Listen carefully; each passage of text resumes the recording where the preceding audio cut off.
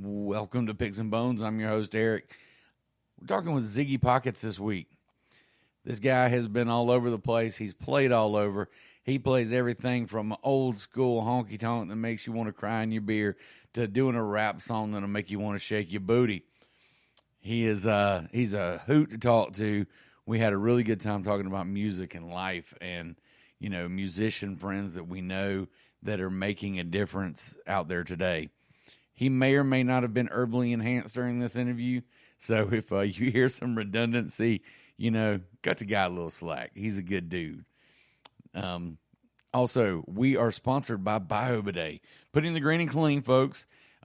It will make a difference in your life, and I promise. And hey, what's wrong with saving a few trees? So visit biobidet.com. Use password BONES at checkout. Save yourself 10%. And this podcast is a proud member of the Civilized Creatures Entertainment Network of podcasting. We've got some amazing shows. We've got Married AF. We've got Drinks with Larry. Welcome to My Show. We've got What's in Your Hometown. We've got Bearded Dad. We got the Bear Cave. We got the Untrained Eye. And if I missed anybody, just go to our Facebook page. Go to our Twitter feed. You can find us all at civilizedcreatures.com. You can find us follow us on Instagram too. We're always posting new episodes and everything. So you get out there and check out some amazing podcasts and some just great people who I'm proud to call friend. With that said, enjoy this episode with Ziggy Pockets.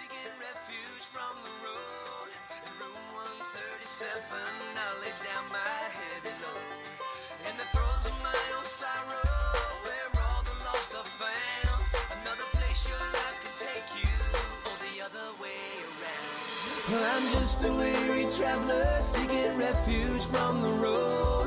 In room 137, I'll lay down my heavy load.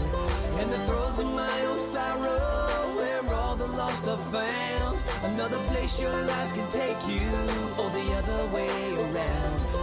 Outskirts of town, in a room all alone. Just a bottle, some pills, a Bible, a phone.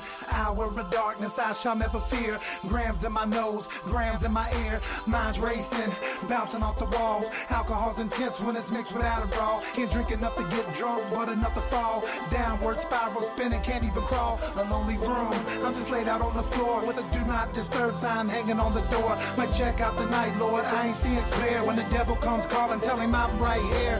Death is in the air, I'm just staring in the mirror. This room is so cold, I feel the reaper getting nearer. Better put the toilet seat down on the commode, cause life is a bitch and she gets what she's owed. I'm just a weary traveler seeking refuge.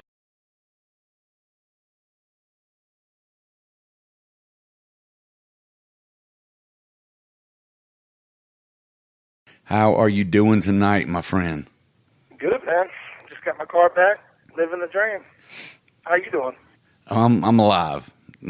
I'm alive. You had an incident last night. Yeah, after my work stuff yesterday, trying to kill me 18 hours in, I was, and then back up at the crack again this morning to get back in there because of commitments. It was just like, you know what? I'm looking forward to just cracking open a cold beer and talking to Ziggy Pockets. That's like I say, it's better than the alternative. I always tell my people that. And they're like, oh, I'm so tired, or we've been up running, doing this and doing that. I was like, it's better than not doing anything at all. Exactly. You know, do something. You know, make yourself some kind of productive. Agreed.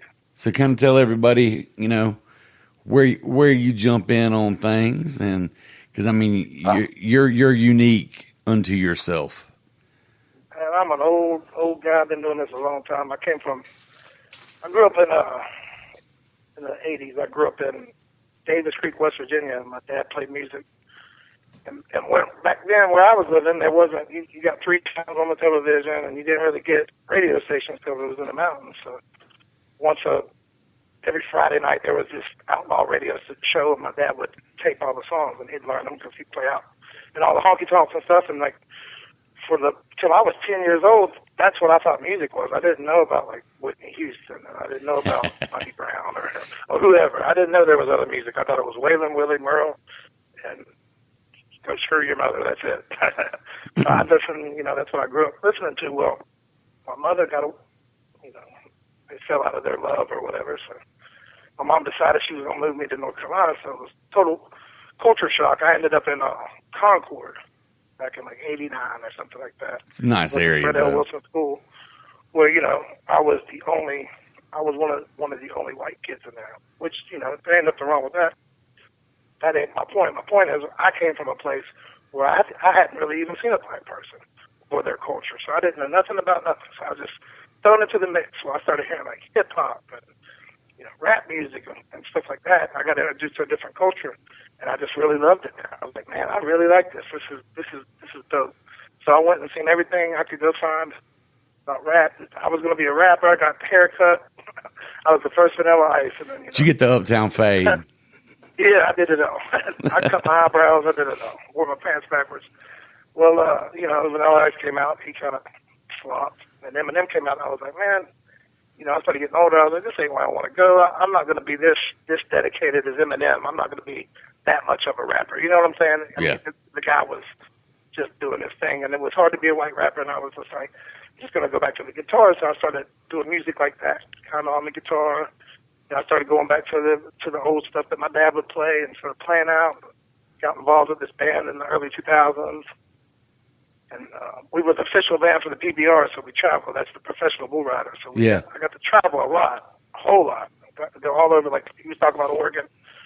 We went to Oregon with Ross Coleman. He used to bring us out for his little invitational every year, and we got pretty big in Oregon. Got some satellite radio play, and basically just got to travel as just some filthy guys in a van.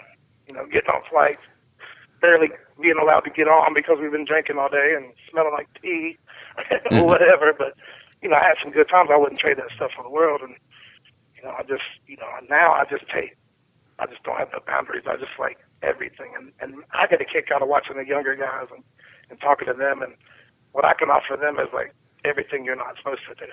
I can't really tell them what to do, but I can tell them what not to do, and I just and there's some really talented people. And when I first started, everybody wasn't about everybody. It wasn't about helping somebody else. It was about, oh, I'm doing this, so I don't want them involved, or I got this hookups, but I'm not going to tell them.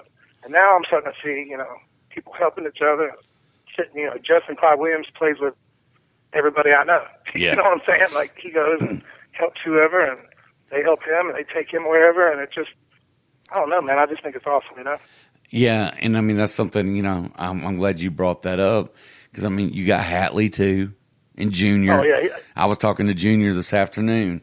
We got things got kind of screwy, and I texted him last week. We were supposed to do an interview, and I get a message today. Shit, my phone's been dead, man. Don't kill me. Yeah, that's Tyler. Tyler is in his own world. But it's funny you bring him up. I'll speak on him for a minute. I've known him since he was in high school, and we got this weird bond because there's always a lot of crazy stuff happened around us. We don't get up and go hang out and float on the river and nothing like that. Not that we wouldn't, but we don't really do that. But we'll see each other out playing and whatever. And I've known him since he was a kid. And we were in this horrible situation together. And I get drunk and I call his phone when he was in school and he's talking crazy on there. And he would save the messages because he thought it was cool. But and I've watched that guy turn into what I would consider one of the best songwriters ever. I think he's nailed it. Whatever the mix is between like popular and what people want to hear and like really lyrical songwriting, he's nailed it. He's awesome. Hatley does it. He's good at that.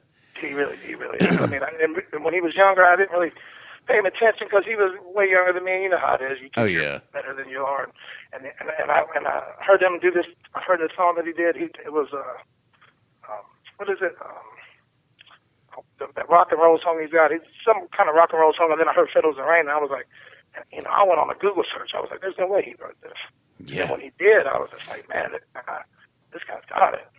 And then just everything that comes out from him is just incredible. He's got 100 songs, but 3 of them recorded. It's the weirdest thing with him. And the only way you're going to hear him is live. The only way you're going to hear him is live. I mean, I think he's got 1 EP out. Yeah, he does, which is great. It's awesome. Oh yeah, I listen to it. And I mean, you're on some of his stuff. You got Junior that's on, both of you guys' stuff. You're bringing man. See, I smoke a lot, so you're bringing it up. You're pitching it, and I'm going to knock it out the park. I'm glad you brought Junior up. Yeah, that's who I was telling you I was talking to this afternoon because his phone been dead for a week, and I was supposed to interview him. Man. Like, he lives a different life than me and you. But Junior Raimey, I met him in Eugene, Oregon, back in 2006 or something, 2007. He was this cowboy, and he said he rapped. He gave us his CD, man. This is when I was with that band that I ended up splitting up from, and it was kind of a heartbreak. But that's all in the past. I'm not going to bring that up. But he was kind of going through with them too, because they were trying to put like artists out. They didn't have it together, and it was just a bunch of trouble. But they brought him out here, man, and he ended up staying a couple weeks, staying at my house. We get in the studio, we just clicked, man. And when everything fell apart, I had a song on satellite radio, but the little label I was on didn't want to push me anymore or nothing. So he came down and he actually produced my first album outside of that. Oh, wow. And, he didn't really know me. I didn't really know him. And he just came and did it on the strength. And, man, we didn't really know what we were doing, but we ended up making some stuff that has 250,000 views and streams every month. And it's just crazy. And he really helped me. He really helped me. And I'll always be in debt to that guy. So shout out to Junior Raimey. I'm glad you brought him up. And he's a mess. I mean, just, he and I haven't actually got to sit down and talk yet. But just some of the text messages we end up sending back and forth, I'm like, okay, I really dig this guy. He's about as cool as they come. He and I have got another mutual acquaintance too with Adam Larson and company. Oh, yeah. I mean, Adam's been on the show. Cool. Dynamite guy. He's from Oregon, right? What's that? Yeah, he's another Oregon guy. Yeah, he came down. He was doing some. I had never heard of this, but you can. I guess on the internet, you can do you can rent somebody's couch. Have you ever heard of that? No, but it's travel around to different cities and you like can couch surfing. On what is it called? Couchsurfing.com. Yeah, couch surfing. He was doing that. He was down in town. I guess he couldn't find nobody, and he ended up coming and staying at my house for 2 days. But I said, buddy, you're nuts. I said, there ain't no way I go to Seattle and go on somebody's couch. I'd be afraid of serial killers and monsters and stuff. But right. He was doing it. He's the last of the hippies, I guess. But shout out to him, yeah. But I'm sorry for interrupting you. What was you saying? No, you're good, man. You're good. We're just having a conversation. My middle son he's got a friend that would be like that. When we were down at the beach the other week, first thing he does is he goes, "Oh yeah, I was on this dating site and I saw this girl that she was cute and she's down here too. So we're going to go watch the sunrise together." I said, boy, you're going to get your ass killed. You're right. Well, I think it's a different time now. Like the kids that grew up with all that, it's more part of their life. And to us, to me, it was never tell nobody nothing. Da da da da. Now you tell everybody everything. Yeah. You take pictures of it and da da da da. And I think it's to each his own. There's probably more people not getting murdered than are getting murdered. True. But back in our days, you were getting murdered. You were getting murdered. You were gonna get murdered. Johnny was gone. Johnny was not alive anymore. Yeah. Two guys went in the woods, only one came back. Exactly. Kind of shit. And like taking kids Skype hunting. Yeah. Oh, we used to do that. That was awesome. I'm from this place in Blackfall. It's one of the last places out in the middle of nowhere. We took this kid out there and did him like that. And I ended up feeling bad for him and going and getting him because, it was out. It was a mile out in the woods, pitch black. He didn't know where he was. He was in his boxer shorts. He'd been drinking. So, yeah. Those are the best times. I guess. Those are the best times, man. Yeah. See, you and I kind of came up around the same era. So, we have a deep appreciation for, Generation X stuff. Oh, man, I remember, if you liked the girl, you had to get your shit together, brother, and you had to go knock on her door and ask her daddy if she was home, or you had to call her on her landline phone where her mom was going to answer. Exactly. You had to ask for her, and then you had to answer why you were calling her. Exactly, and you had to ask daddy permission. Hey, do you mind if I talk with your daughter? And God forbid your voice got deep soon. If you were a younger guy whose voice got a deeper voice soon, dad's gonna be like, why the hell you calling? Why are you an old man calling my daughter? I'm like, sir, we've got English together. Parents loved me at first. I could always make them love me, but they ended up always hating me. But that was me I don't too. know, man. I've had a bunch of different women. And speaking of, I'm ADHD, so I'm going to jump everywhere. But That's fine, man. Jump. Back to Tyler, man. I was dating this girl one time, and I still talk to her, bless her heart, but we drive each other crazy. And, and this is what I speak of. Like me and Tyler will always have a bond because even if we don't see each other once a year, she was trying to, that's back when I drank a lot, and he was trying to get me out of there, and he was driving. She came up, hit the back of the car we were in, went to the driver's side because she thought I was driving, tried to hit me over him, ended up hitting him in the eye, gave him a black eye, and all this guy was doing was trying to get me out of there because I was drunk. So, I mean, yeah, just situations like that seemed to happen every time I was around. So you're the influence. Not to be Raimey, but Tyler Hatley. So I got a special place in my heart for that dude. So you got the special award for why Hatley punched a brick wall and shattered his hand instead of hitting his girlfriend one night out at the pump house. Yeah, I've seen him do all kinds of stuff like that. When he found me, and I ain't trying to speak his business, but when he was in high school, when you go through that, losing your high school girlfriend or whatever. Oh, yeah. There used to be this place called Horse Feathers, and he was pissed. It was in the middle of the night, and he went out there, and he was punching anything that was held down, and he messed his hand all up. And he came back in and drank a beer, said he felt better. So sometimes there's different people out there. Some people just have to hit things, and he's one of those. For right. Sure. So but, I know you brought up that, you came up listening to your dad playing honky tonk and everything. Mm-hmm. When did you pick up your first instrument? Oh, man, he was shoving guitars in my face my whole life, but, I tried to, he basically taught, he was a rhythm guy. He has a really, really good voice.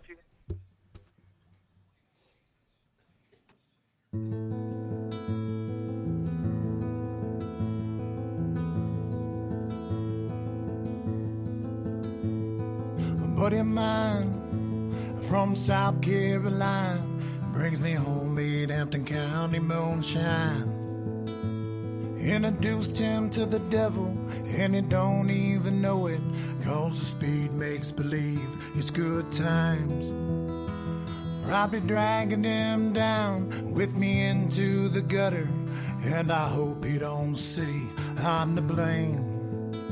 And there's nothing to live for, death keeps on calling my name.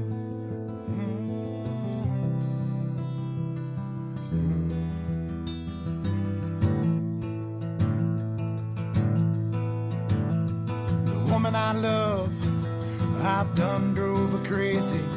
She's never seen nothing like me. I wish I could be the man she desires, everything that she wants me to be. But I crave her like bourbon on the lips of a drunkard. My urge for her drives me insane. And there's nothing to live for, death keeps on calling my name. He could sing, so they would just give him a guitar to have something in his hand. So he wasn't a big time. I mean, he's got a strong sense of rhythm, but that's as far as he goes. So I learned what he could teach me, and I can pretty much play like him. And I just never went to the next level. And then you meet people like Justin. I was like, man, I've had a guitar since I was a kid. Why didn't I learn to play? And Justin's like, oh yeah, I'm 28 years old. I've only been trying to play lead for 4 years, and you're thinking, and I don't know, and I'm sure you've seen him. He's incredible. Oh, God, yeah. It's insane, and, he's so humble about it. That's another one. Back in January, I told you I kind of stopped drinking. I was in a wreck, and it was a big ordeal, and I had to get surgeries, and that dude in January, not to put his business up there, but he was going through a lot in his personal life, and that dude taught me through not drinking, and was like a 50-year-old man talking to me, and just would talk to me anytime I needed somebody to talk to, and led by example because he don't drink when he's playing, and just, I got nothing but love for that guy. I follow that guy. Me too. too. And I'm just glad I met that dude. He's just such a talent, and he knows how to handle it because everybody's telling him how good he is, all the musicians and and he just knows how to handle it. I just think that's he doesn't he doesn't let it go to his head. He stays humble. No, that's what I'm saying. And he stays knows how true to to handle who it. he is. It's just God given. That dude's gonna be something. Whether it's he teaches deaf kids how to hear guitar, or he becomes the biggest star in the world, he's gonna do something that matters, and it just feels good to be a part of it. And such a great guy. I know. Oh my gosh, yeah. You know, I was out doing. I went out for a Pump Stock. You know, the Right. music festival they had out at the Pump House last weekend. And I was talking to some of the artists and everything, but I deliberately I got there just in time to catch Justin before he left, because Justin and I have kind of got this whole way of playing off one another now and everything. Tommy Smith, we were going Facebook Live, and Tommy Smith, shout out to Tommy Smith from my Dirty Grass Soul. But he's sitting there going, you boys need Jesus. He goes, that's all I could say is you boys need Jesus. And I'm like, man, we just have a good time. We have fun. And, you know, you don't click like that with everybody. No. And, you know, Justin is just one of those rare people that, and he very much strikes me. If he's your friend regardless. I'm glad you said that. That's the truth. And it's like, you know, human nature is, I want him to like me better, or you like this person better. But he's the type of person, if he considers you a friend, you're his best friend. He'd do anything for you. He'd do stuff for you secretly if you was needing it. Like, the guy talked to me for hours, just helped me through. That was one of the toughest things I ever went through in January.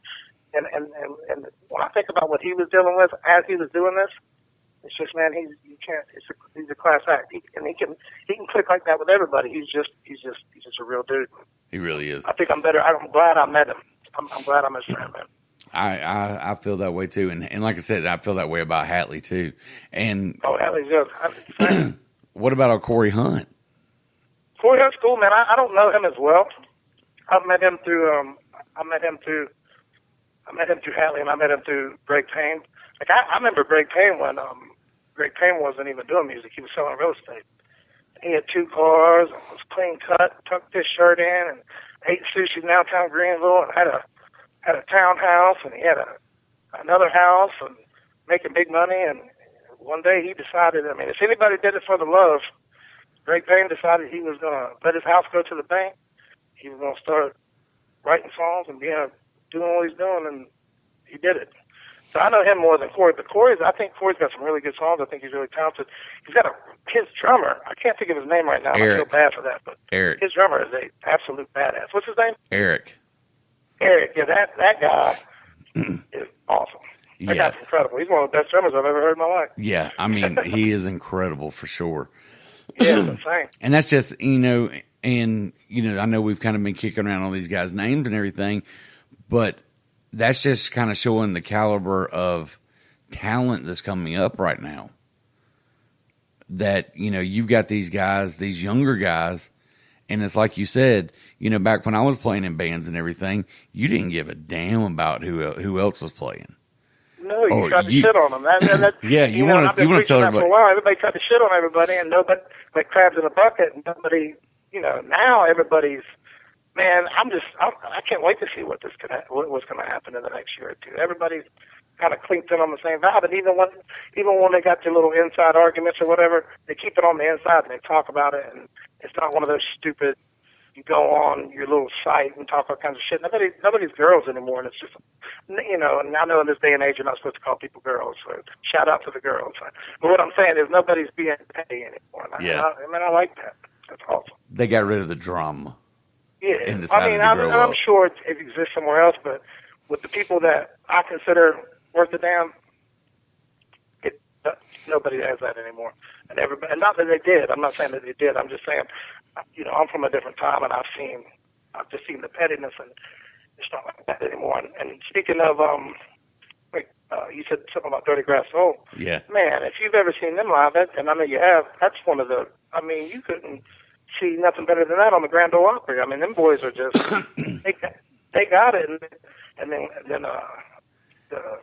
Kevin will come up to me and he said, "Man, I just want you to know, we used to listen to you when I was in college." I was like, "Really? Why?"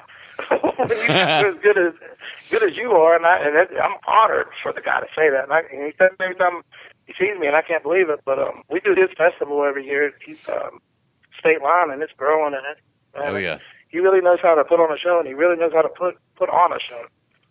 Yeah, Kevin is one of those people I consider a really dear friend to me. Such a great guy, and that whole band is super talented. And I Oh, mean, my gosh, yes. anybody, you can't show up at one of their shows and walk away saying you were not entertained. If you did, you were sleeping. Or you're an asshole. Or an You're asshole. an asshole. You're not entertained. I think it's probably more you're an asshole. asshole because, you know, that band knows how to entertain. And the first time, like, I've always seen snippets, but unfortunately, when you're doing it like we're doing it and just trying to chase a dollar, you don't get to see your friends as much. Well, I never really got to see them all the way through. Well, he tricked me one time and had me do a show with him at Pockets, and he said, "Yeah, y'all just open and play for an hour, and then we'll go on." Them sons of bitches came on, played for 3 hours, switched lead singers, switched drummers, moved, did all this stuff. I was like, this is the greatest damn band I ever seen. Me and the guys I brought, we were just sitting there watching. I'm like, what in the hell did we get ourselves into? Them boys are just amazing, man. They're really, really good. Yeah, and again, Kevin's one of them ones I don't know like that, but I feel like I got a bond with. I feel like I've known him for my whole life. well, and that's how he is. I mean, he's such a down to earth guy. I've known him for years now. And, his family's just a great family. Oh, they really are. I mean, everybody's cool over there. And that's another one of those group of people, they want to see their friends succeed. And any way they can help get their friends there, they're going to do it too. Which, I love seeing this. And I love that we're all actually being able to still be a part of this because this is a whole new world when it comes to music. Oh, yeah. Because, I mean, you're right. I mean, you've got opportunities you never had before. That you never had before, like you said, because, and that may be, a lot of that may be because you have social media now. Social media can get anybody noticed. If it can get a punk ass Bieber in Canada noticed, why can't it get any number of these guys we've been talking about? Or hell, Ziggy Pockets needs to be out there.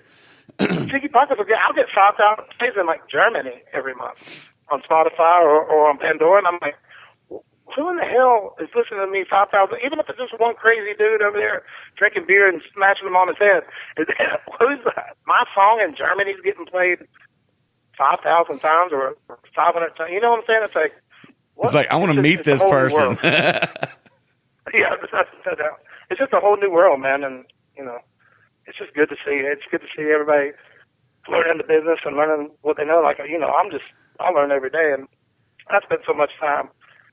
I came up in a time too, and this is, any young musician listening to me, not musician, not magic people, but anybody listening to me right now, I mean, just because you do party music and you think it's about the good time and you think it's about drinking, being drunk up there don't always come off unless you got some kind of power that I don't have. Yeah. I mean, it's cool and people drink with you, but taking it to the next step, it's just tough, man. It's tough to sell a promoter or a venue on a guy that you don't know what he's going to be from night to night. And I ain't never felt better, and I felt like the shows are better, or hearing more like what's wrong or what needs to be fixed than since January. I mean, it's cool and it's just a double-edged sword because when you're out of your mind, you think everything sounds good, so you're like, oh, we killed it last night. Yeah. And like your girlfriend's looking at you like you're nuts. Well, true. Yeah. Well, and it's a slippery slope.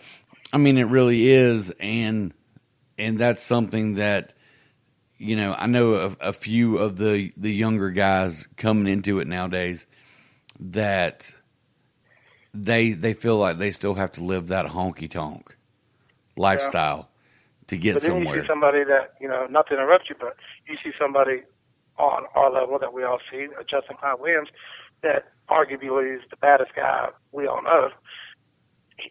He don't drink enough. He won't drink a drop and play. Yeah. I mean, he has in his past, and he learned from it. And he just says, man, I do better.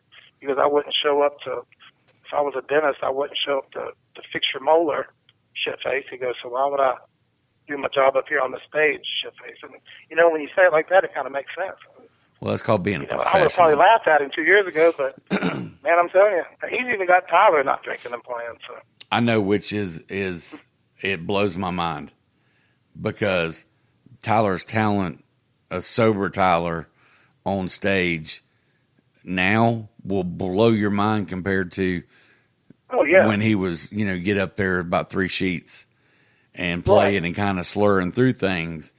And I mean, his voice is better. It's stronger.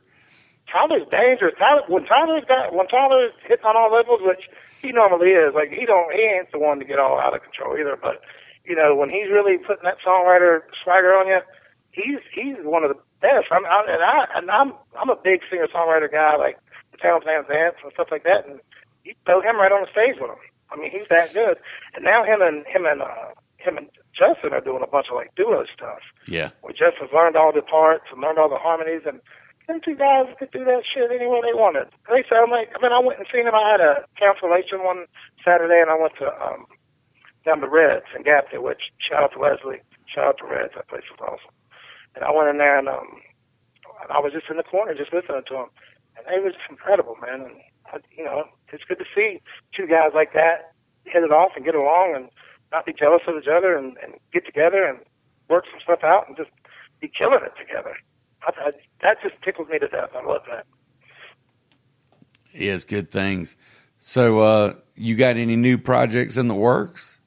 I'm in the works of something right now. I just put my studio back up and talked to the producer. I'm going to have Justin help me a lot. I'm going to do some kind of acoustic thing. But I got the songs, but I'll probably add a couple more. But we're about to do something stripped down and do like probably an EP, but I'll probably do like 6 on it. And me and Justin are actually about to start a podcast called the Makings. We've got it in the works. It's not really going to be about music. It's going to be 2 music guys just talking about everything.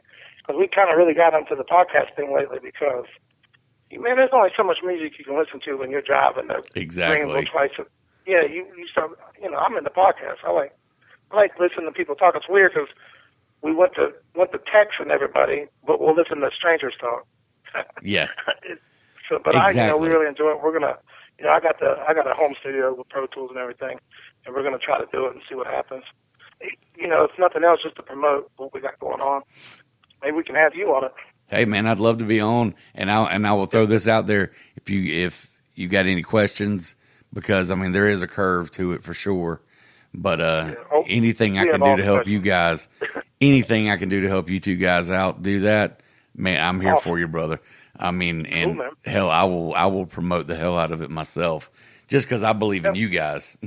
Hell yeah, man! I mean, you guys could sit there talking about dog shit for an hour, and I'd be like, man, you got to go listen to my boys, man. They're awesome. Well, he's pretty. Man, I can wind him up. And he's a talker. He can talk, and he's funny too. So you catch me in the right mood, I'm funny. So I think, man, me and him just talking about what happened since the last time we did it, I think it'll be all right. But we're trying to, plan it out a little bit. We don't want to plan it out too much because we want it to be organic and sound like 2 people talking. But yeah, man, we're off the record, man. We got a lot of questions for you because we're just 2 idiots trying to do a podcast. Well, and I can help you where the whole getting it out there to where it needs to be to get noticed and whatnot. Cool, so yeah, man, I would be, because I think Justin actually mentioned something about wanting to do like a podcast, and I think he mentioned you with it, and I'm like, it was one of those, we were kind of passing, so it was kind of, he was having to get to a gig, and I was having to go do another interview with somebody last weekend, and so yeah, man, seriously, you know how to get a hold of me. I'll be more than happy to help you guys. Him and I are just such the opposites, but not. We have a weird relationship. Like, man, I don't know where he came from or why, but I don't know what you believe in. You might believe in God. You might believe in, whatever. But I feel like people get put in your life at certain times, man. I just feel like I've known him for my whole life, and he just got put in there to help me, and maybe I can help him in some weird way. Who knows? But I got a lot of love for that dude, and I want to speak on his old lady, Emily. Man, one of the hardest things, people that think that this is easy, like, all you do is play music for a living. That's nothing. Get a real job. Well, go set up a PA in your local Applebee's at 7 o'clock while everybody's eating and start singing songs to them and tell me how easy it is. It's not easy. Uh-huh. It's one of the hardest things. It's one of the hardest things you have to deal with your confidence. You go from 0 to hero. You feel like you're doing good, and then something will happen, and you have a bad show, or somebody tells you suck, or whatever. So to have a girlfriend or a wife or whatever you have they have to be 100% in. And back to Emily, I've never seen nobody have that much support for him. Like, she want to go to Texas for a month, fine. Let me help you book the flight. Let me help you plan it. She's just 100%.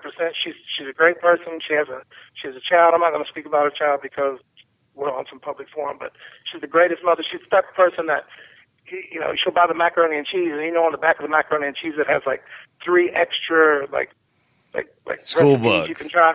She'll try all 3 for her. You know what I'm saying? She's one of those mothers. That's awesome. She's great, and I think, man, it's good to have a good woman, and it's good to find somebody that supports you, and they support each other, and I just can't say enough about them, and I love them people. And I'm gonna stop going on and on about Justin. There's a bromance brewing at a weird time, and it's just I'm very appreciative for him. Well, and you're right. Else. And you're really, I mean, you hit the nail on the head too, though. Different people come into your life at a certain time for a reason, and everybody comes into. There's a lesson. It may be a lesson to learn what not to do, but so many times it's a lesson to, that's going to help you better yourself, and then that just allows that whole relationship to just, keep on growing and everything. But yeah, I mean, I fully agree. And I think, you meet people and you click with, there's a reason why you don't click with some people that you meet. And then there's some, it's like, oh man, we've been friends since, it's like we go back since, with rocking chairs. But, exactly. I just met you like 2 hours ago. That's what I'm saying. I don't even know how long I've known him. I used to watch him up at Horse Feathers. Well, actually, it's a weird story. He tells it better, but I'd seen him. I was playing this place in Catawba, and I told this lady, we did really good at this place. And I said, this is back when I was drinking, so I was being an asshole. But I was like, I'm the best son of a bitch that plays in here. Da-da-da. She said, well, no, actually, there's this guy named Justin Clyde Williams. He's the best. And I'm thinking, who's this guy? So I looked him up on Facebook and seen that he was playing up the street. So me and my buddy that's playing acoustic with me, we're going just to think, like I said, them typical assholes, going just to be that guy. And buddy, he won me over. I was helping him carry his equipment out. every dollar I had in my pocket, I gave him. I bought guitar picks, everything he was selling. I bought 1 million shots of tequila. I was just like, man, there's some talent you just can't deny, and he was one of them. And I'm just glad I met him. He's a good guy. And let's get back on you for a minute. All right. There's, anybody, you could talk to just about anybody in the tri-state area that's in the music scene that you're in, and some of these guys that we've been talking about, and there's not one person that's going to really have anything bad to say about you. They all have a tremendous amount of respect for you because of what you bring, but also the amount of support that you give to these other guys too. That's crazy to me. But I am a big advocate of like to help somebody, especially if you dig them. If you like the music and you're not doing what you can do for somebody, then back to that asshole thing. You're just an asshole. Why wouldn't you help? Like anytime I can say Justin or Tyler or Gene Raimey lives so far away, so it's hard. But anytime I can suggest them to play somewhere I'm playing, or if somebody's asking for somebody, I get them their numbers, and it's just what you should do, man. Oh yeah. Well, and another person that I know she comes out to support you and all these guys is Leanne Long from the Anna Lee Band. Leanne, she's great. She's Tom Preston. She's got a voice of an angel and a temper of a firecracker and the cooking skills of a 90-year-old woman, and she's the mama. Like she's everybody's mama. Yeah, I have nothing but respect for her. Like, I do too. I think she's so talented. She goes through so much crap trying to keep bands together because, it's hard, man, especially if, you're not the one playing the guitar or whatever, and she's got a voice like she's got. She's trying to keep these asshole guys in shows, and she's overpaying them when she shouldn't, and just whatever she can do because she needs to be out there. And I just can't wait till it all works out for her, which it will. Oh, I know it's going to. Yeah, there's, we're actually, I don't know what she's going to do it, but I had a song on my last album that I did a duet with this girl named Karen from up here. It's called You Ain't Got a Line. We're going to re-record it, and she's going to do it and put it on something. Let's see, that's awesome. Yeah, She's like our mom. She's like one of our mamas. She, anytime we're around, they offer their house up. Jerry, her fiance or whatever, which he's wild as a March hare too when he gets all wound up. But, Oh yeah.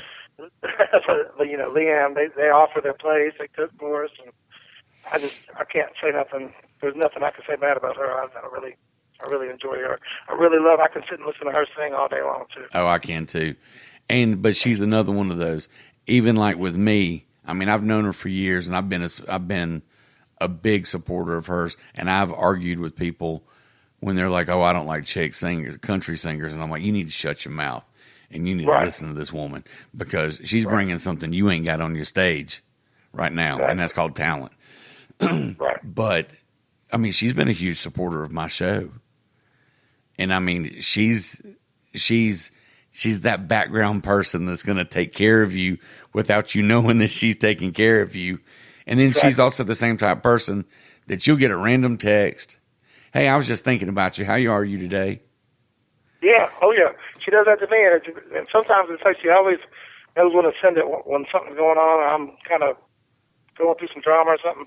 She'll send me just, "Hey, how you doing, sweetheart?" And it just make me feel better. And she's just a great person, man. She and really is. I'm glad you brought her up. You're bringing up everybody that I want to make sure I mention, man.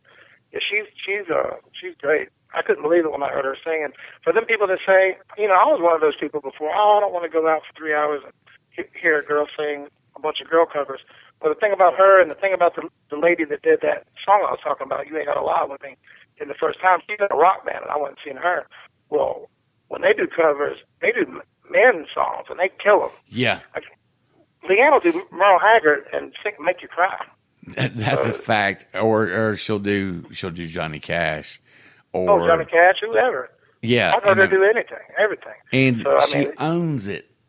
She owns it. And I mean, we call her the honky tonk queen. She really is. She really is. She's just the queen, period. She's amazing. And she hates it when I say this, but like she's one of the guys too. She can sit there and cuss, and you can cuss around her, and she can take it. Like she said, "Don't call me one of the boys," but she is one of the boys. She is one of the boys, and she's definitely a lady as well. But well, I can't say nothing. I can't say nothing bad about her, man. Nope. So where's one of the craziest shows you've ever done? We played a show right out of Charleston, West Virginia. This is back when I was in this other band, Sunny Electric Band. We were scheduled to perform. It was Kid Rock's DJ. He was performing. Not Uncle Cracker. It was another guy. He was a rapper. But we were going to go and open. It was supposed to be this big show. Well, like 10 people showed up. It was weird, but these 10 people ended up getting just down. People were drinking moonshine in this place, and the place ended up catching on fire. And wow. We never got paid. The fire department had to come and put the fire out. And they put us up in hotels and all this and that. But yeah, that was probably the wildest one. The place caught on fire while we were in there playing. So. Well, at least you guys got out of there, and it wasn't like a great white moment. No, it wasn't nothing crazy like that. They contained it; it didn't burn to the ground, but the place caught on fire, and it was crazy. But I've had the pleasure, which a lot of people didn't in my younger days, which kind of makes me kind of bitter now, but not really. But I traveled from 2005 to 2000, probably 2000 to 2011 or something. All I did was travel. We followed the PBR, so we go to every major city, and we would play. When I say the arena, not the arena like George Strait plays the arena, but the after party, like we would use really, really good PAs, and it'd be just the bottom part of some arenas, like in Vegas, or we'd go to Vegas every year. We go everywhere. So I got to see the country and play. So I got real lucky, and I put some albums out that fell out backwards, and for some reason got on satellite radio. So I got a lot of publishing stuff from that, and I got real lucky, man. And now it's just. I'm out there doing it, and the last couple of years, I got caught up in just out the money and going and doing a bunch of covers and drunk and da-da-da-da. Well, since January, I've just since I met Justin, and he's young, and seeing Tyler, and, Tyler's young, and just their hunger for, original music, and me seeing it through clear eyes, and me not wanting to do a bunch of covers anymore, and me wanting to get up there and be better. And it's just, I felt like these younger guys just gave me a whole new appreciation, man.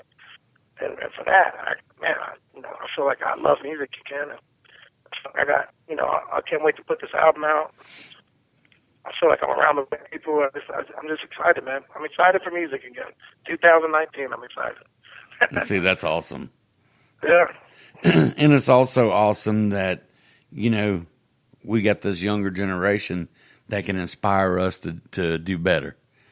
Exactly. And everybody complains about these young kids. Well, they're not kids; they're grown-ass men.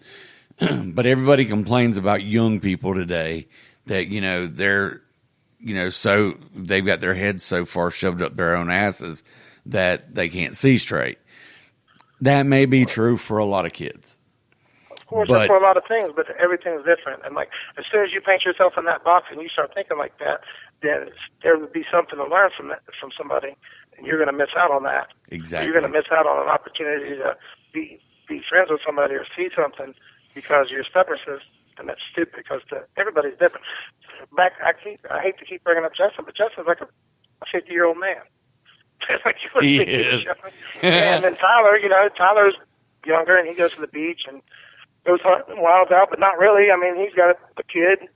He's settling down with a lady, and a kid that he's pretty much his kid, and just people. Just who are the people are you talking to? If people are weird to you, if the new kids are weird to you, you're being around the wrong ones. Exactly. There's always something to be learned, I think. Yeah, and I mean, it's music, and that's where the difference is. And I've had this. I try to have this conversation with everybody I talk to, and Kevin Dedman gave some. I mean, he and I had a really in-depth conversation about this, but music is the one thing that can bring everybody together. Is the one thing what now? That can really bring everybody together. Oh yeah, it is. It doesn't matter what color your skin is. It doesn't matter what God you worship. It doesn't matter who you love, what your political stance is. It doesn't matter. And music can elicit so much emotion and raw emotion.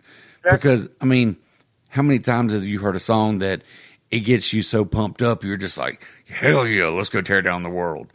All the time. And I'll tell you this, and this, somebody might take this the wrong way, and screw them if they do.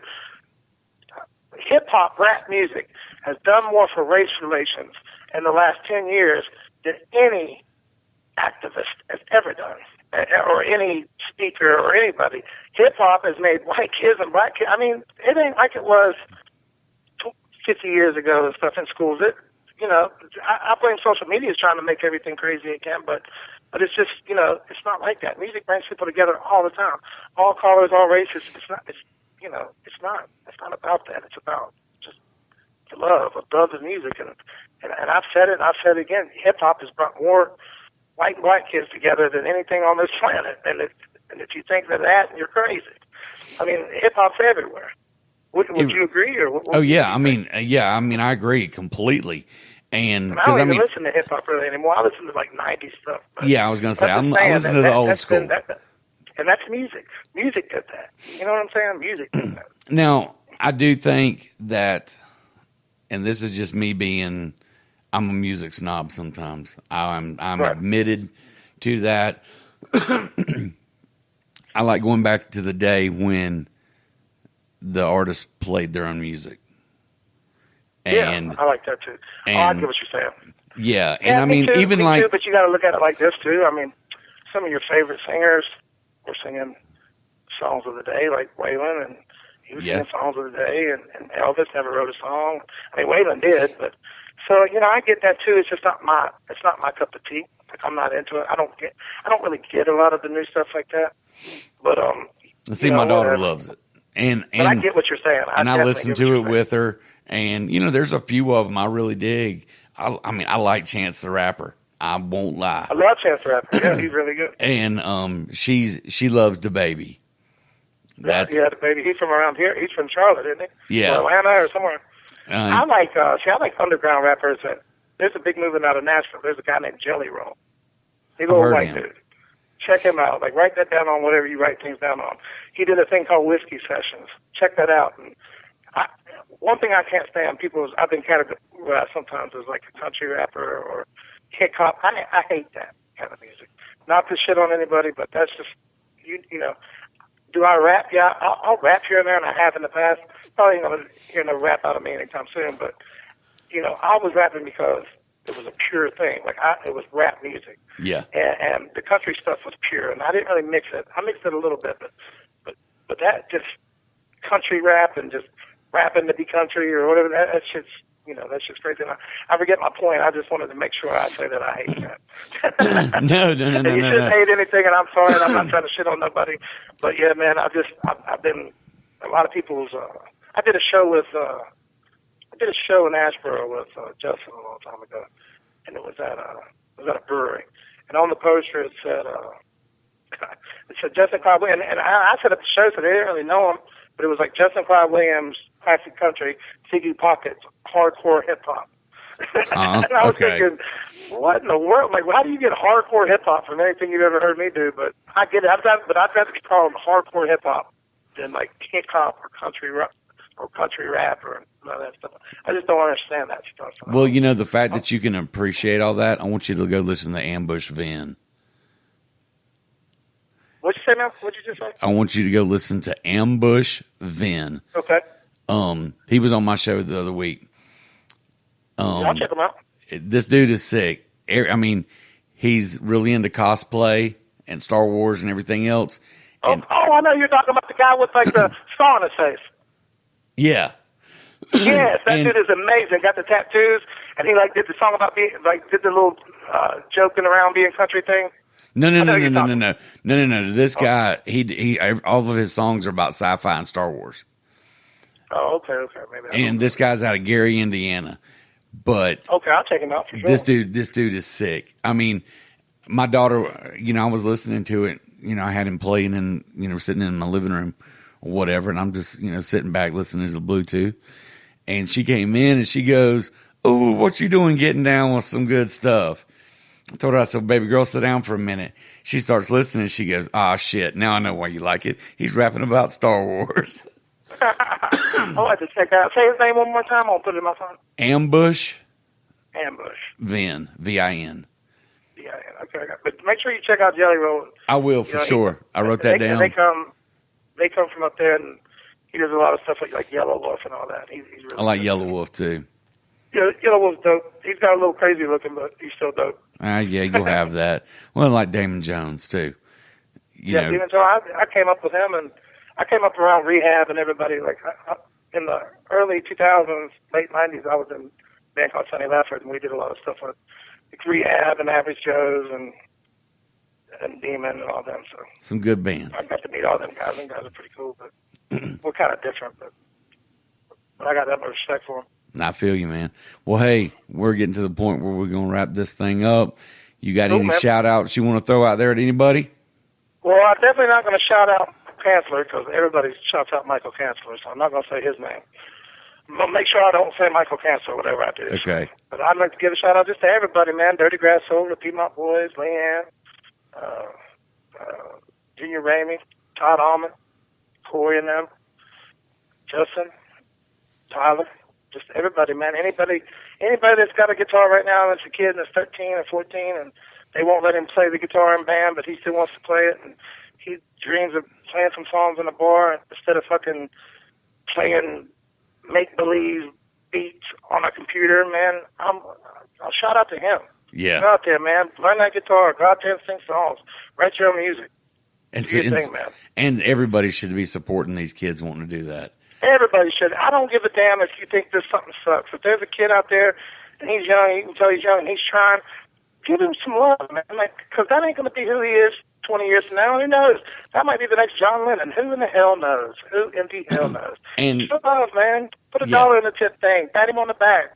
Tell him what you like. Pick something that you like about it. And say, man, I like that. Everybody's so quick to point out shit they don't like. Yeah. That, man, like, where did love go? Like, what happened to pointing out, Somebody will point out that bad tooth, but they won't say nothing about that good one, will they? Nah. Well, you know, and that's something that my wife and I find, you know, like we'll go on trips and everything, and I'm a sucker for street artists. Oh, yeah. And, you know, I'm going to go listen, and, you know, if I'm feeling you, I'm going to throw you a few bucks for sure. Absolutely. But then it's like, you know, you get some that are kind of uppity. And I'm like, man, you're out here for the wrong reason. Or you're just, you know, hustling. Yeah. Yeah. I mean, I can tell them. You can tell the ones that are out there that are doing it, and the ones that are just hustling. I don't mess with the ones hustling because they kill it for everybody else. So if it's just a hustle, now if you're hustling and you're bad anyways, but that's just your hustle, I get that. There's levels to it, but there's also, if you go to Austin or Nashville, that homeless guy with 2 strings on the guitar out there screwing it up for everybody. Like I'm not into that. But man, anytime there's a kid trying or I see something, I'm always encouraging, even if I don't necessarily love it, especially if it's a young person. If it's an older guy, I'm not feeling it, whatever. But I mean, if somebody's playing music in front of you, as long as they're not screaming at you or cussing you out, you can find something in it that you like. Music is awesome. You know what I'm saying? Music is awesome. And see, there's no better way for us to end this show than that. Perfect. So I just want to say, man, I'm a big fan of Sticks and Bones. I've been listening to it. I can't wait to see what it turns into. And I will be contacting you about maybe helping me and Justin a little bit. Hey, man, like I said, I would love to help you guys for real. And because I think you guys would do a great show together. And I would damn sure listen to that. Absolutely. Yeah, I'd be more than happy to help, you know, get the word out, help you guys get started and everything. And that's just another one. Man. We all need to, let's all work together. Because, I mean, we're going to all. I just want to say, man, I really appreciate this. And thanks for talking to me. It's been great, man. And I can't wait to hear. You said you just did Junior Raimey's? Well, no. We've been playing catch up. We're trying to shoot for hopefully something next week. So cool, we're gonna get him on. That'll definitely be interesting. He still likes to drink a little bit, so I'll tell him what he might tell you. And he's got stories too. Well, and he kind of cracked me up because he said, because I told him, I said, you know, after me talking with Adam and everything, I said he's such good people. He goes, nah, he's just from Oregon. That's how we are. Right. And I'm like, okay, I think I could dig Oregon, man. I think I could for sure. But Ziggy, man, I appreciate you coming on the show. And, you know, taking a few minutes for us to talk. And, folks, go out there, you know, find Ziggy's music, Ziggy Pockets. He's on all the social medias. You can get him on, you know, where you find your music, your streaming music and everything. And you can find him on YouTube as well. Anywhere you stream music, anywhere you buy music. And seriously, get out there, support him, support these other local artists that we've been talking about. Just get out. I don't care where you live. Get out and support local music because local music matters. And and you're supporting local venues and everything else. And these are the people that love what they do and that their whole passion is to entertain you. So let them do their job and never give. And this is something as somebody that was in the bar industry for a number of years. Don't ever be that asshole that shows up at the door and complains about paying $5 to be entertained for a night. Exactly. I mean, don't be a douchebag about paying a cover charge because that cover charge is what's putting food on that artist's table. Exactly. And now that's where we end it. That's where we end it. Yeah. And people just get out there and don't be that guy or girl or anybody. Don't be a dick. I guess that's the bottom line. I used to have a shirt that said, "Don't be that guy." I'm going to get another one. Me too. Me too. But listen, man, I love this. This has been awesome. We're doing a charity thing in November. We're going to do a 2-week singer-songwriter run. Me, Justin, and Tyler. We're going to do stuff for the homeless. We're going to do like socks and a drive for just different items and stuff. So maybe we send Justin back on here towards November to talk about it, or one of them guys. Or better yet, maybe I kind of get up with you guys where you're at and we do a live with all of us. That'd be awesome, man. That would be awesome. But we'll talk about it, man. And right, I buddy. can't wait to hear this thing when it comes out. And I'll talk to you soon, buddy. All right, guys, folks, get out there, listen, support local music, and I will catch you guys next week. Keep on listening. Okay, so folks, we had a little hiccup when we were recording this, and we realized we forgot to add the bare bones into this. So we actually came back a little while later and sat down with Ziggy, and this is what we came up with. And I promise you guys are going to laugh at this. Okay, folks, it's about that time in the show where we're going to dive into some bare bones of the matter. All right, Ziggy, you ready for this? Yes, sir. Okay, what would be your death row meal? Man, I've heard you ask that before. Honestly, I'd ask for a lifesaver first, but you know, pack a lifesaver. But honestly, man, I don't know how excited I'd be to eat if I knew they was gonna murder me in the morning. But probably something like a bocce shrimp, and maybe some sushi rolls.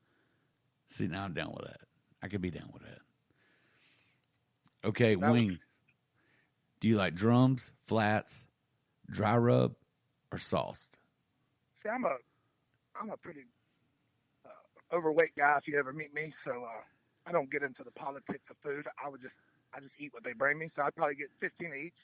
Right on. And see, that's my kind of take on that too. Just their wings, man.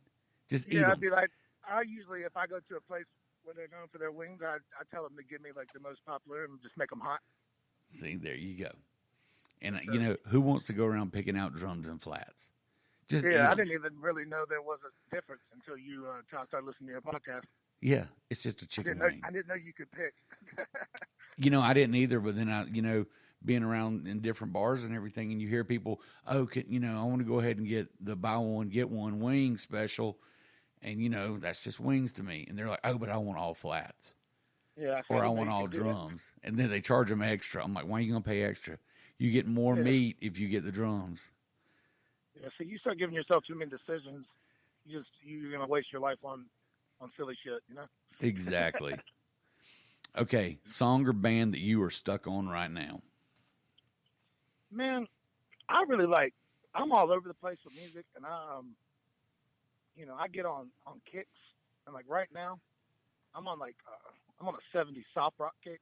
So that's what I've been listening to. But a couple of my friends, see, I'm a little older than a lot of this. I remember the old like Texas wave, Yep. and I was into that. So a couple of my buddies, like Justin's, got me into the newer stuff. So I'm really digging Brett Cobb right now. I think he's dope. Oh, he's awesome. Yeah. And I would have never listened to. I mean, I would have. Don't get me wrong. I would have checked it out, but I didn't know. Like, you get in these mentalities where it's like, well, this was Texas music. There'll never be nothing better or nothing to add to it. And you get yourself in that mind state, and then you miss a lot of music. So I just really opened do. myself up the last couple months to newer stuff, and man, I found all kinds of stuff I like. And with me doing the show, I've discovered so many artists and bands that I hadn't heard before, but because I'm doing the show, I'm jumping down rabbit holes head first. Isn't that awesome? That's my favorite. But I've always got into like with music. There's a thing like called demoitis, and to me, if you hear a song for the first time, it takes you to wherever you were. That it's like nostalgic. That Yep. moment. So sometimes like you cut a demo in the studio just to listen to, just to get a feel for it to go back to recut it. Yep. Sometimes you fall in love with that rough mix because you get a memory over it. You know what I'm saying? You remember being in the car with your girlfriend listening to it or something like that. So I'm nostalgic. So I like old music. I like old 70s soft rock that reminds me of being in my mother's back seat. Okay. Down the road, stuff Then like that. then I got to ask you who you been listening to, because I listen to everything anyway. But all last weekend we were on this whole 70s kick. And one of my buddies called me out and he goes, I need to remember the name of this song. You sing it all the time, when we're just, we're working and doing this or that. He goes, but I can't remember who it is. And I let him, I'm beating my head against the wall. He goes, something about flying or sailing or something. And then one of the other guys goes, no, what? No, it was Christopher Cross. Christopher Cross. That's what I Ride meant Like to the say. Wind. Yeah. And I'm like, come on, man. Who doesn't love that song? I said, Michael McDonald is doing secondary vocals in it. I'm like, that's what I'm saying. And it's the people, it's like the people that say, oh, I like your kind of music, but country. And then you start playing in the place that they're at, and they don't realize that, oh, that's a country song. Oh, I dig that. Like, and I that's a love country all song. the soft rock songs. And the people that say that that's not good music, go back and, if you're of a certain age, if you're my age, and you hear some of them old stick songs or whatever songs Oh, from the God, 70s, yes. it'll take you back to doing whatever. And I just, that's always been my favorite kind of music. The laid back, the soft rock, not the disco shit, but like you said, the Christopher Cross. And I just go on like a streaming service, and I just type in 70s soft rock, and I just let it go. See, I love it. I love it because I mean, you know, you and I are about the same age, so we're kind of we came up in the same vein, listening to honky tonk and Motown and you know soft rock. So I mean, I feel you completely on that, and and old school Elton John. Man, fight me if you don't like Elton John. Seriously, I will take you down. Who escapes me right now, but his songwriter, him and some of the best songs ever written was him and that guy. Remember that guy? Bernie Taupin. Bernie Taupin. Yeah, Bernie Taupin. 10 points for you.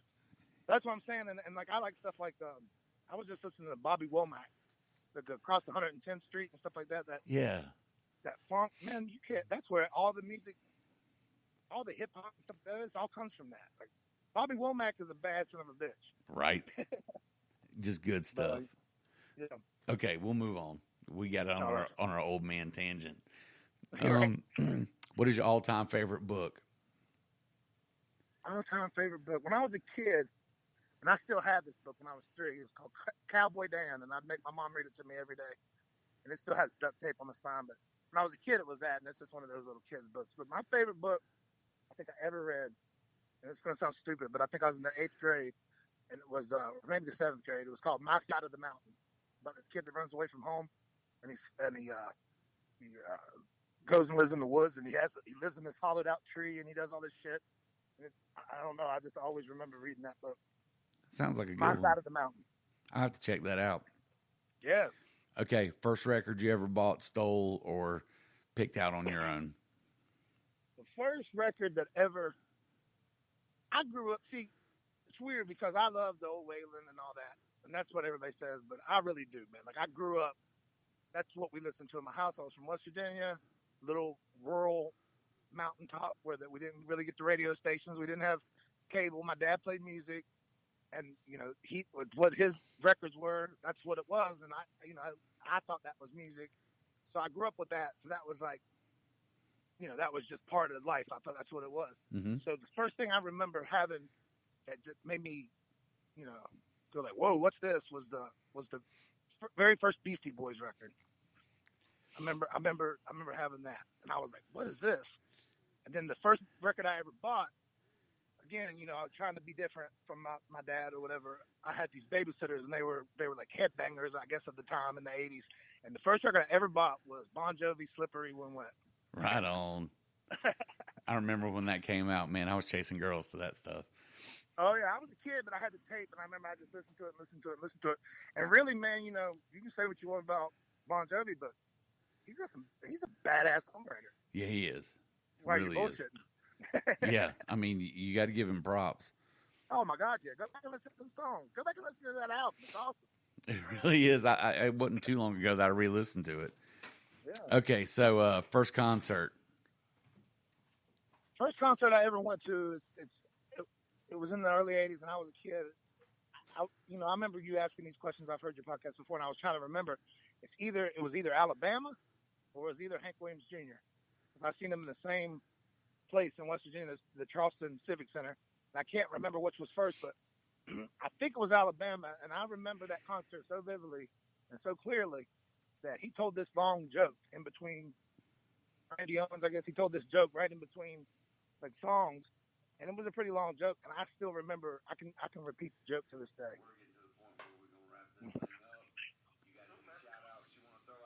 All right, my man. Okay, so what was your? Oh no, not that. This is the most important question. Star Wars or Star Trek? What you say now? Star Wars or Star Trek? Oh, Spaceballs. Spaceballs. Yeah, man, I never really got in. I tell you the truth. When I was a kid, you know, you had like 4 channels or 3 channels, and that Star Trek would come on. Maybe it came on at 9 or close to when I was supposed to go to bed or whatever. And there was this weird fucking sound that damn show made. This little woo sound or something. It just scared the shit out of me. I hated it.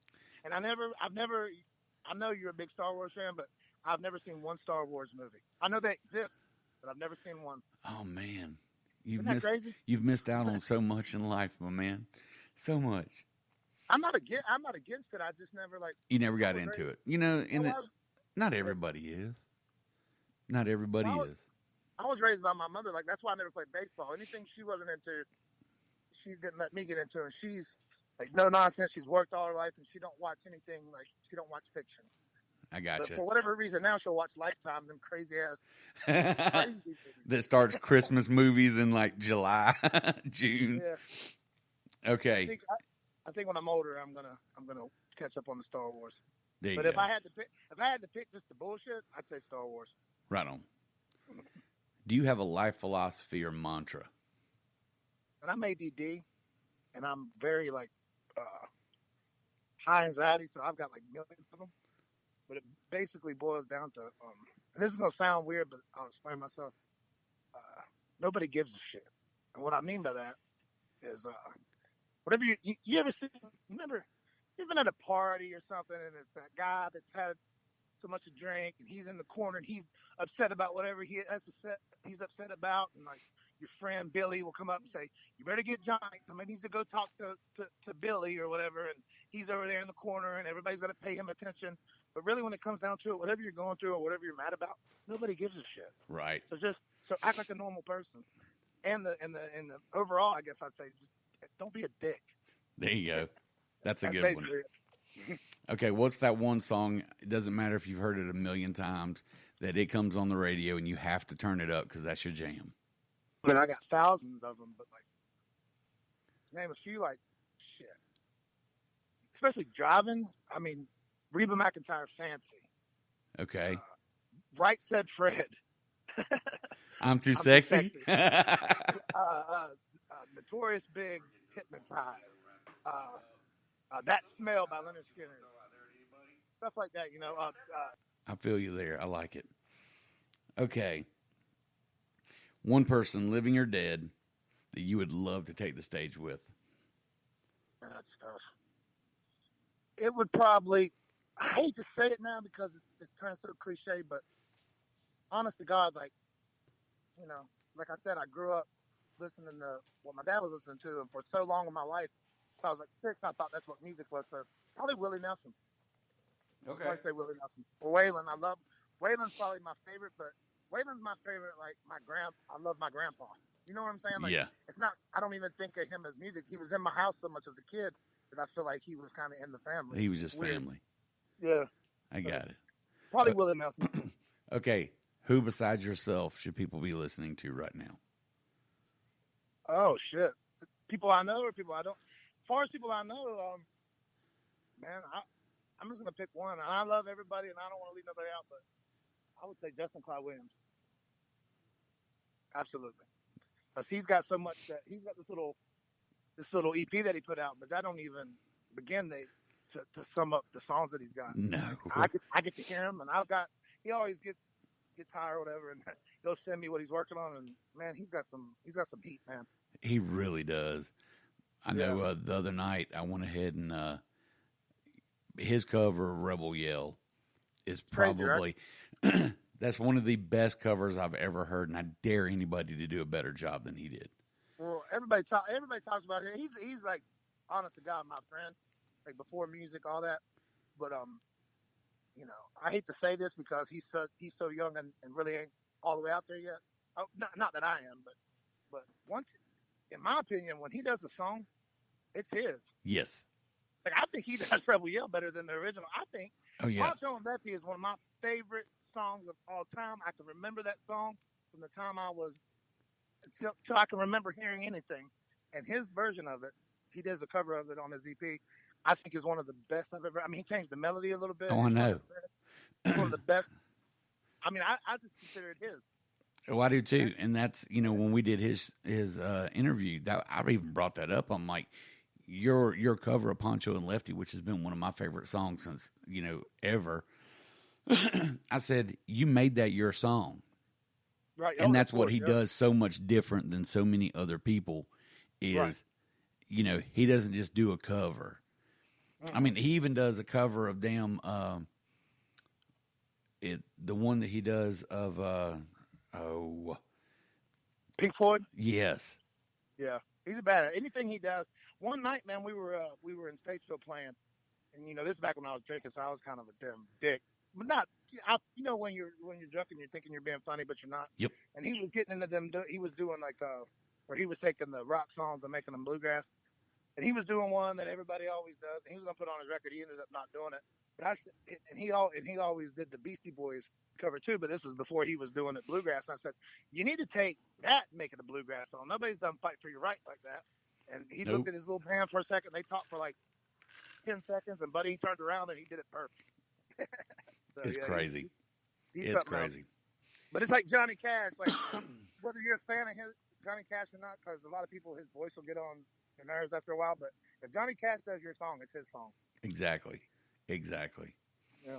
Well, all right, man. We've moved into that, and we'll let you do your shout outs here in a second.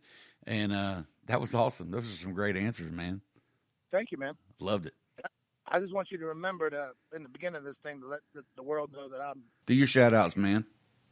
My shout out is to anybody with a guitar that's learning for the first time, or thinking about doing music, or learning in their bedroom while they're in middle school and they think nobody likes them or whatever. My shout out is to the next generation. Who's ever taking piano lessons because their parents are making them and they're learning scales, but they're taking that little bit of knowledge they learned and they're playing Freebird or whatever they're doing.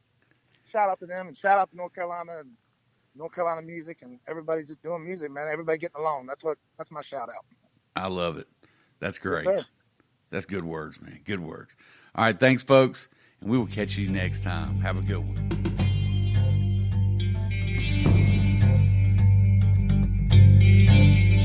Well, I know I shouldn't be drinking, but the bottles see me through my darker days.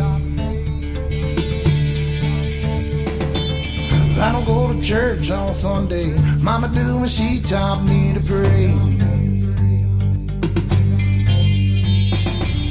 And my share of highs and lows, shining bright like the sun on a rainy day.